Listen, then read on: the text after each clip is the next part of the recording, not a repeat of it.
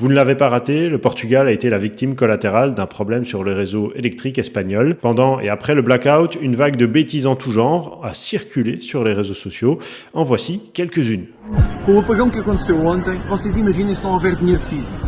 E eles querem acabar com o dinheiro físico. PS, PSD e a maior parte destes partidos de Bruxelas querem acabar com o dinheiro físico. La première que j'ai repérée vient d'André Ventura, très populaire sur les réseaux sociaux. Le président du parti Chega a profité de la coupure pour accuser d'autres partis portugais et l'Union européenne de vouloir supprimer l'argent liquide. Bien sûr, il affirme qu'il protégera la liberté des citoyens en maintenant la monnaie physique. Le site de vérification au Polígrafo nous explique que c'est totalement faux. Il n'y a aucune initiative des partis portugais ciblés par André Ventura dans ce sens. Au niveau européen, on suppose que le politicien veut parler de l'euro digital. Là, c'est vrai qu'effectivement, un euro dématérialisé est actuellement en phase de test et il y a la volonté de le mettre en place à l'avenir.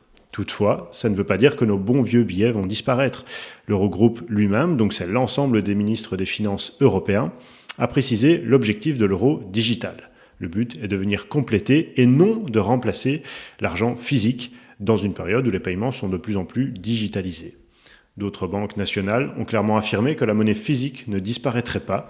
Bien sûr, André Ventura peut très bien s'inquiéter pour l'argent liquide et vouloir le défendre, mais là, il invente des projets et diffuse de fausses accusations.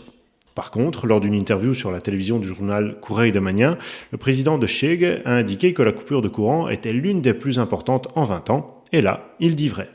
De l'autre côté du spectre politique, un membre du Parti communiste portugais a partagé une belle bêtise. Ancien eurodéputé et actuel conseiller à la municipalité de Lisbonne, João Freire a voulu critiquer les entreprises privées et mettre en avant le service public.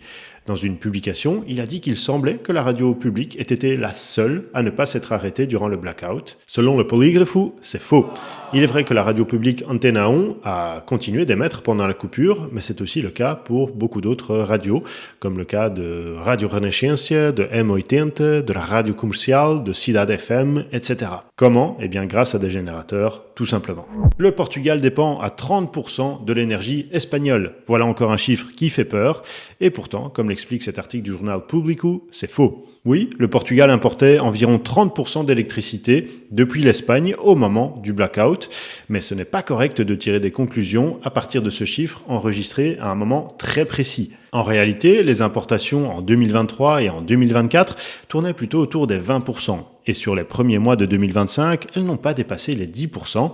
On peut même aller plus loin, les prévisions pour cette année sont plutôt autour des 6,3% d'importation.